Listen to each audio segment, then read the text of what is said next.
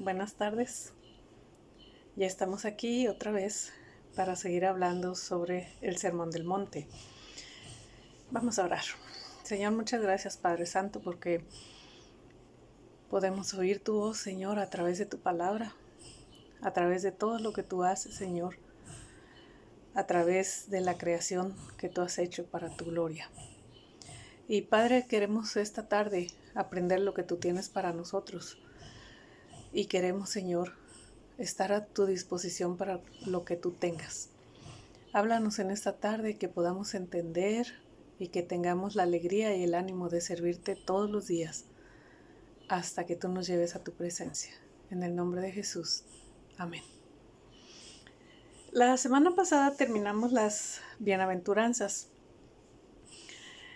y es un poco difícil entender cuál es el propósito del Señor cuando Él termina las bienaventuranzas, porque ahora lo que va a seguir es algo que al parecer no tiene nada que ver, ¿verdad? El Señor estuvo diciendo que íbamos a ser perseguidos por causa de su nombre, ¿verdad?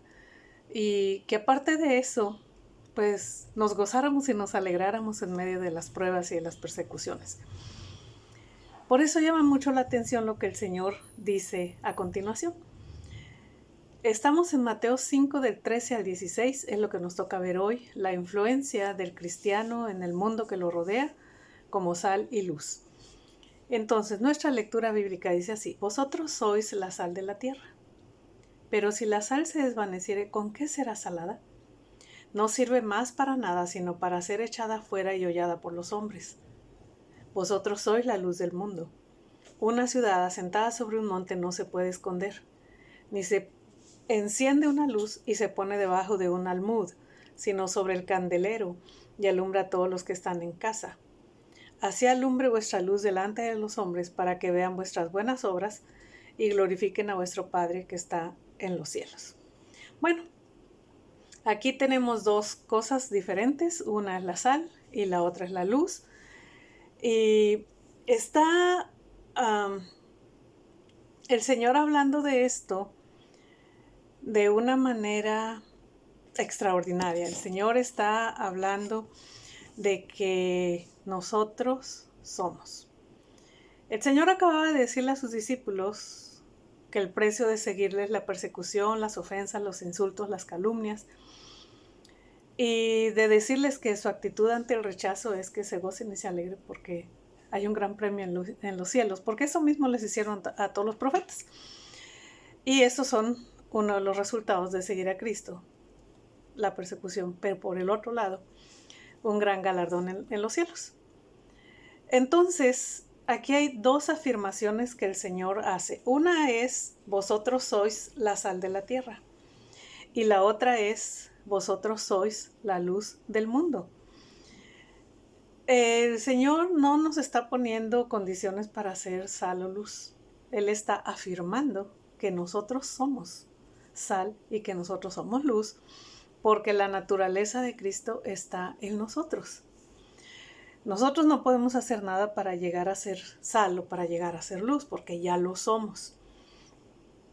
Pero lo importante es el efecto que la sal y la luz tienen en el mundo. Y aquí la pregunta es: ¿por qué el Señor les está diciendo a sus discípulos que ellos son la luz del mundo y la sal de la tierra? A ver, estas personas de las que el Señor está hablando son las que lloran por sus pecados, que claman por justicia, que son pacificadores, que son mansos, misericordiosos, que son perseguidos. Y a ellos el Señor les está diciendo que son la sal de la tierra y la luz del mundo, de ese mundo que no quiere saber nada de ellos, al contrario, los persigue, los insulta, los calumnia y muchas veces los mata. Y entonces lo interesante, lo increíble de todo esto aquí es cómo el Señor Jesús pone toda su confianza en sus hijos. El Señor ha puesto toda su confianza en nosotros. Entonces nosotros tenemos que estar seguros que nosotros somos la sal de la tierra y la luz del mundo. No por nosotros mismos, por supuesto la luz que nosotros reflejamos es la luz de Cristo. Nosotros no tenemos luz en nosotros mismos hasta que el Señor viene a nuestra vida. Entonces vamos a pensar un poquito en la sal. A ver, la sal es una sustancia muy importante en la vida cotidiana. La usamos en la cocina de la casa, pero también se usa en las industrias, en la fabricación de pinturas, en la fabricación de algunos alimentos, en la fabricación de algunas telas, y en los países donde el invierno es muy frío, muy crudo, que hace mucho frío, se usan toneladas de sal sobre las carreteras para que los vehículos, los camiones, los carros, las motos, etcétera, puedan transitar sin que se resbalen. La sal se usa mucho. Históricamente y todavía hoy en día la sal se usa para detener la corrosión o la corrupción, o que se echa a perder algún tipo de alimento, ¿verdad?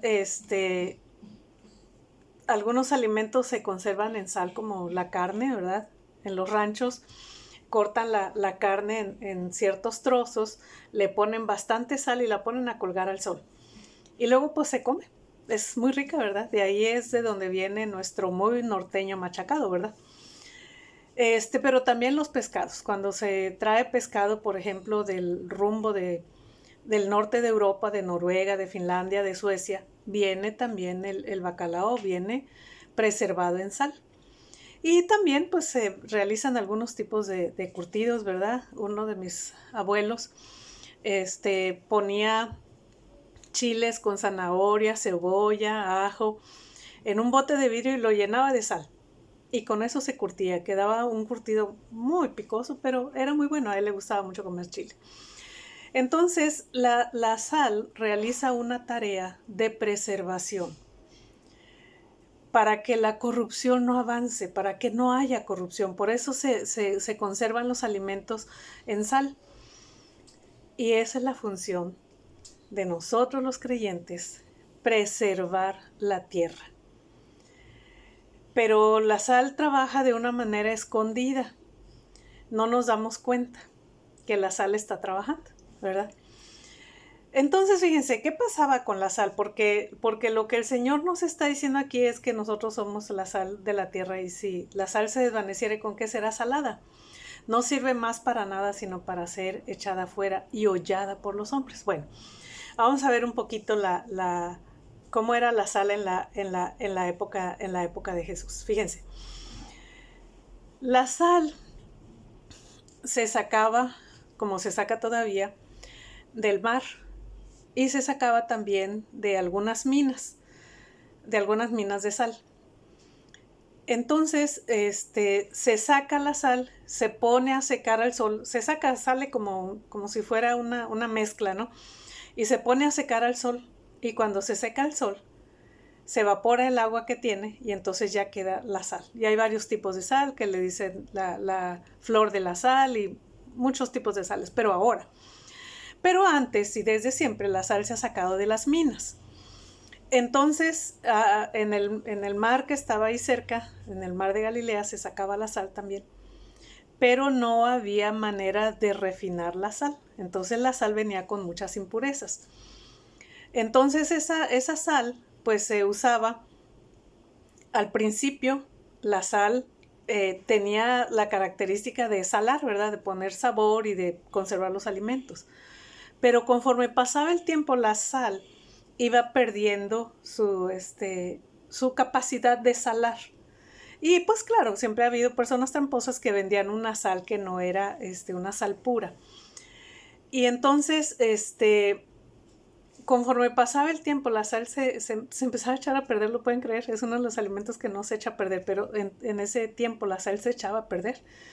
Y entonces lo que hacían es que esa sal la ponían en la orilla de los caminos para que la gente pudiera pasar sin que cuando lloviera se llenara otra vez de maleza, ¿verdad? Y entonces la sal se ponía en la orilla de los caminos. Por eso dice que si la sal se desvaneciere, ¿con qué será salada?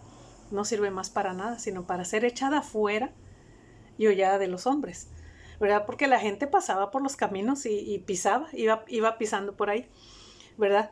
Y entonces, pues lo interesante es que de alguna manera nosotros somos esa sal de la tierra, porque Jesús nos está diciendo. Entonces nuestra tarea como cristianos es detener la corrupción y conservar los valores que el Señor quiere que existan en el mundo.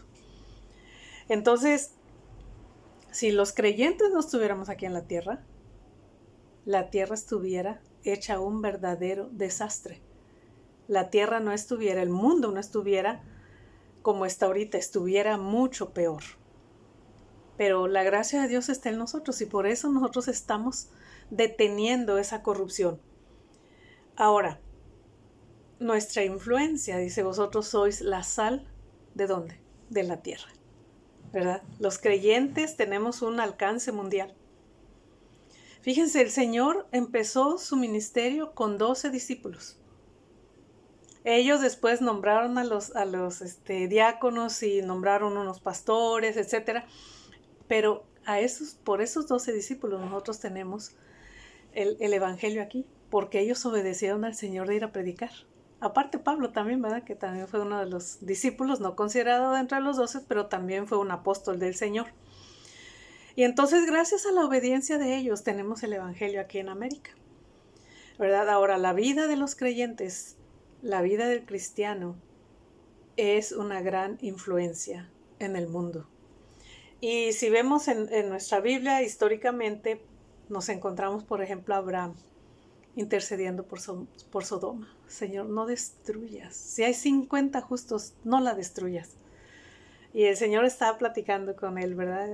Y ahí va disminuyendo porque la maldad era mucha en Sodoma. Finalmente el Señor destruyó Sodoma. Pero Abraham estuvo intercediendo. Tenemos a José, ¿verdad? ¿Se acuerdan de la historia de José? Los últimos capítulos de Génesis. Cómo fue una influencia tan grande en Egipto. Pero no nada más fue bendición para Egipto, fue bendición para todos los pueblos que estaban alrededor. Y le trajo una gran riqueza al faraón.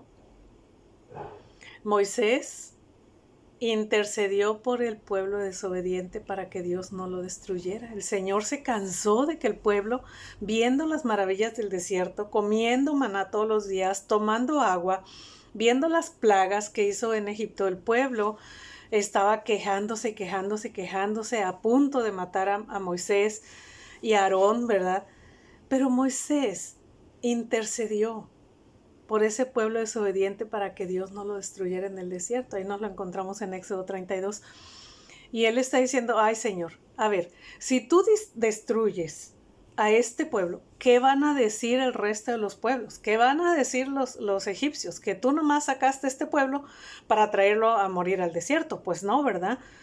Porque el Señor le decía, mira, yo mato a este pueblo y de ti voy a hacer una nación grande. Dice, no, Señor, eso tú no fue lo que le dijiste a Abraham. Entonces tú tienes que cumplir tu promesa. Y ahí está la oración de este justo por este pueblo injusto que lo quiso apedrear. Ahora tenemos a Daniel cuando estaba en Babilonia, ¿verdad? En los diferentes imperios que le tocó estar, orando por ese imperio, ¿verdad?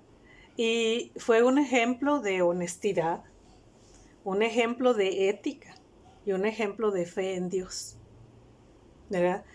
Esther, la reina Esther, que fue en la época también de Babilonia, pues fue una mujer que Dios usó para que su pueblo no fuera destruido. El pueblo de Dios es usado. A veces tú no sabes qué estás haciendo en el lugar en donde estás. A lo mejor no te gusta el trabajo, a lo mejor no te gustan tus vecinos, pero tú no sabes lo que estás tú siendo para esas personas. Y de mayor manera cuando tú estás orando por esos que te están maltratando y te están persiguiendo, porque tú sigues siendo la sal de la tierra. Ahora, también el Señor pone un énfasis en la calidad de la sal, porque dice, si la sal se desvaneciere. O sea, si la sal no cumple su función, entonces, ¿quién va a salar la tierra? Si nosotros los creyentes dejamos de ser esos agentes que detienen la corrupción, entonces, ¿quién va a salar la tierra? A nosotros se nos dio esa tarea. ¿verdad? Entonces nos toca preservar la tierra y que le demos sazón a la tierra. Entonces, aquí hay una responsabilidad para el creyente. No debe de olvidar, nosotros no nos podemos olvidar que aunque estamos en el mundo, no somos del mundo. Debemos mantener una conducta congruente con lo que predicamos. Si no lo hacemos, entonces somos falsos creyentes, o sea, realmente no estamos creyendo en el Señor. Claro, también a veces pasamos por épocas como que de aridez, que nos separamos del Señor, pero hay que volver. Hay que volver. No hay que estar separados del Señor, hay que estar siempre cerca de Él para cumplir nuestra tarea de ser sal. Pero fíjense, en el tiempo religioso, en la época religiosa de Jesús, en el tiempo que Él vivía, los seguidores de Jesús tenían que responder con obediencia, todavía. Pero los escribas y los fariseos habían perdido su calidad de ser sal. ¿Por qué? Pues porque ellos eran los que conocían más la ley, ellos eran los maestros, pero se habían corrompido tanto que ya no eran capaces de escuchar la voz del Espíritu Santo que los estaba llamando al arrepentimiento. ¿Por qué? Pues porque se habían hecho iguales que el mundo que los rodeaba. Y ahí los tenemos vendiendo en el templo, ahí los tenemos saqueando las casas de las viudas, ahí los tenemos haciendo componendas con los gobernantes de turno. O sea, ya eran tremendamente corruptos. Gracias a Dios, algunos de ellos sí volvieron al Señor y sí se arrepintieron de sus pecados. Ahora, nosotros, como sal de la tierra, lo que nosotros hagamos va a ser de influencia en el mundo que nos rodea. Porque no somos del mundo, nos tenemos que comportar de manera diferente. Y entonces la última explicación tiene que ver con la sal pura y la sal falsa. Hay falsos creyentes que parecen ser genuinos seguidores de Cristo, pero no son. Esos son los que van a ser echados fuera y pisoteados, porque no sirven. No sirven, no están cumpliendo con su tarea de salar porque no son sal.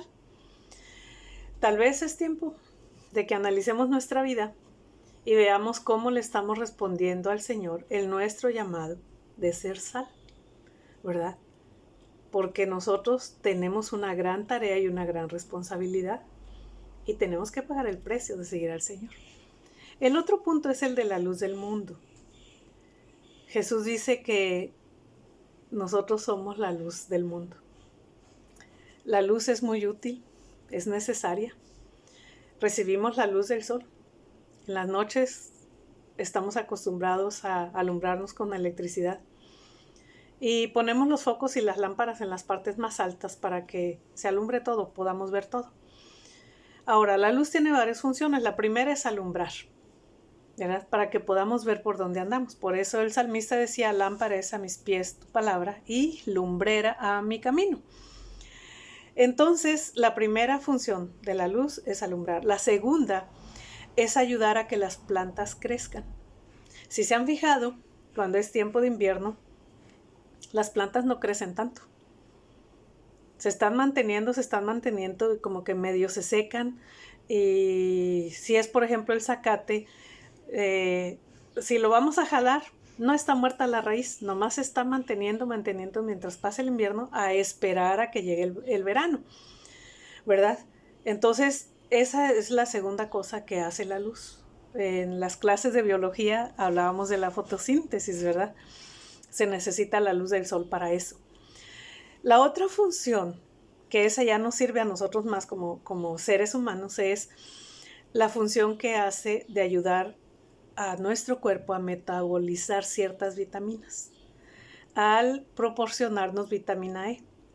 Esa vitamina E ayuda a que nuestro sistema inmunológico trabaje de manera adecuada, que por eso nos recomiendan que salgamos a tomar sol 10 o 15 minutos diarios, por lo menos 4 o 5 días por semana, para que tengamos un buen aporte de vitamina E, que ayuda también a que se absorba el calcio y a que se absorba la vitamina D y a que nuestro sistema inmunológico funcione bien, que por cierto, nos cae muy bien esta explicación ahorita que estamos en tiempo de pandemia, ¿verdad? Y la otra función de la luz es animarnos. Si los días están muy nublados, solemos estar así, con el pico caído. Pero los días que hay mucho sol, entonces esos días estamos contentos, ¿verdad?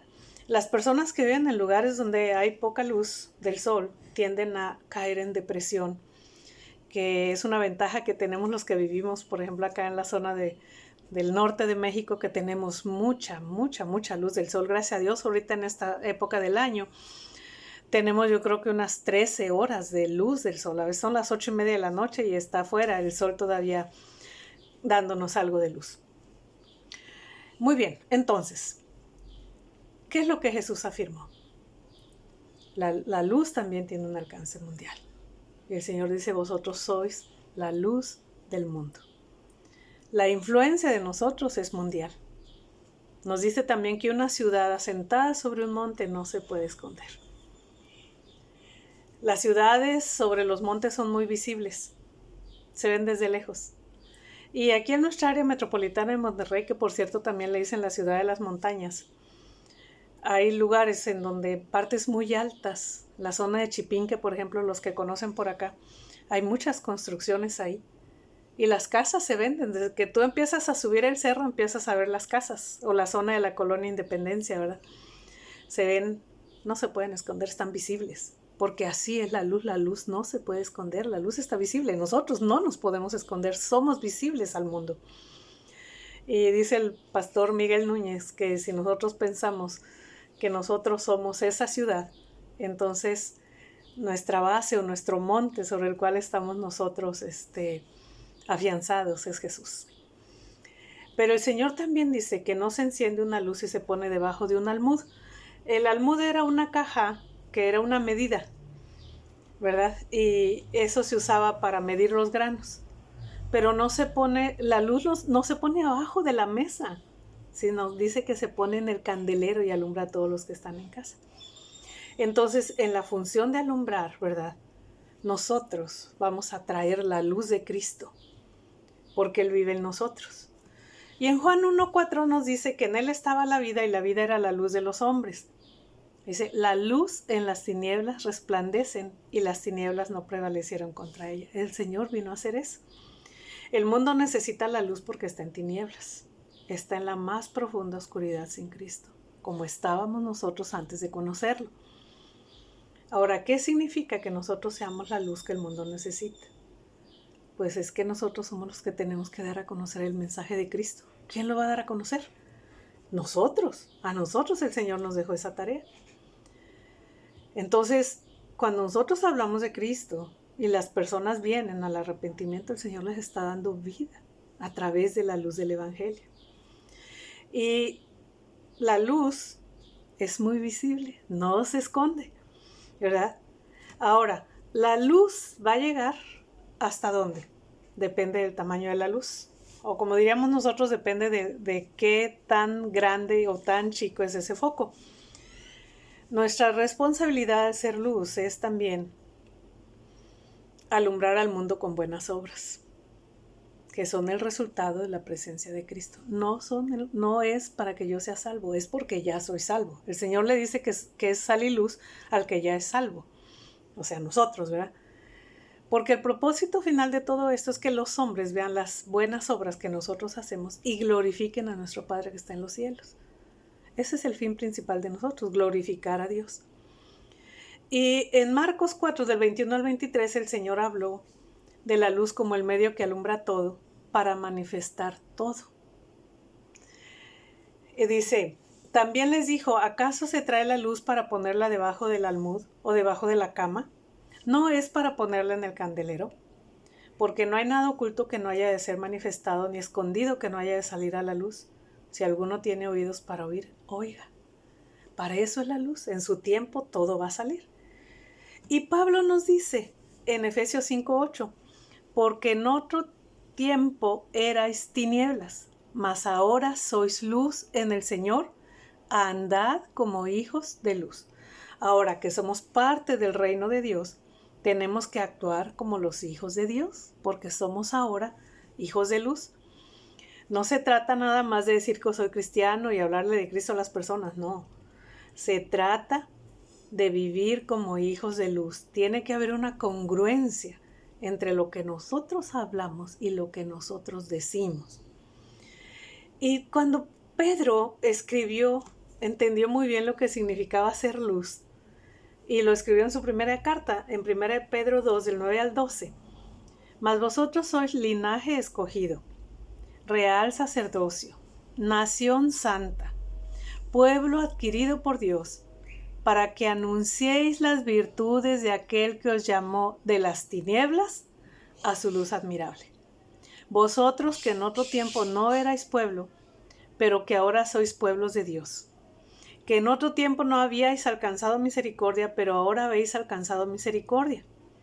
Amados, yo os ruego como a extranjeros y peregrinos, que os abstengáis de los deseos carnales que batallan contra el alma, manteniendo buena vuestra manera de vivir entre los gentiles, para que en lo que murmuran de vosotros como malhechores, glorifiquen a Dios en el día de la visitación al considerar vuestras buenas obras. La predicación del Evangelio va ligada a un comportamiento de acuerdo con la palabra de Dios. El ser luz tiene un gran privilegio porque somos todo esto que nos está diciendo aquí, el real sacerdocio, la nación santa, el pueblo adquirido por Dios. Y la responsabilidad es anunciar las virtudes de aquel que nos llamó de las tinieblas a su luz admirable. Entonces, la mejor noticia que podemos darle al mundo es esa. Pero lo que va a convencer a las personas es nuestra manera de actuar. Entonces, nosotros tenemos que mantener buena nuestra manera de vivir entre los gentiles, como dice Pedro, para que ellos glorifiquen a Dios. Entonces, es tiempo de dar gracias a Dios por ser la sal de la tierra y la luz del mundo. Y es tiempo de darle gracias a Dios porque esa tarea no la realizamos solos. Él nos ayuda a llevarla a cabo. Pero también es tiempo de pedir a Dios que nos ayude a compartir su mensaje con los que no lo conocen y nos ayude a vivir de acuerdo con su palabra para que los que oyen nuestro mensaje puedan creer en Dios y lo glorifiquen. Esa es nuestra tarea. Eso es lo que nos corresponde hacer.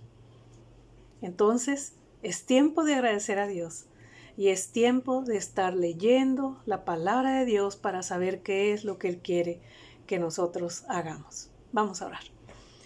Señor, gracias porque nosotros no hicimos nada para hacer sal ni para hacer luz. Gracias, Señor, porque tu presencia está en nuestra vida, solo por tu gracia. Gracias, Padre Santo, porque nos has dado el enorme privilegio de conocerte a ti y también que anunciemos las virtudes de Jesucristo, que nos sacó de las tinieblas a su luz admirable. Pedimos tu dirección, Señor, para que nosotros podamos hablar de Cristo a los que no te conocen. Y pedimos también, Padre Santo, la valentía para hablar de ti y también para denunciar las cosas que no están bien. Y Padre, ayúdanos para que podamos vivir de acuerdo con las normas que tú nos has establecido. Gracias, bendito Padre, porque tú eres bueno siempre con nosotros. Y gracias, bendito Dios, porque podemos contar contigo en todos los momentos de nuestra vida. En el nombre de Cristo Jesús. Amén. Entonces, nos vemos aquí la próxima semana para seguir hablando acerca del Sermón del Monte.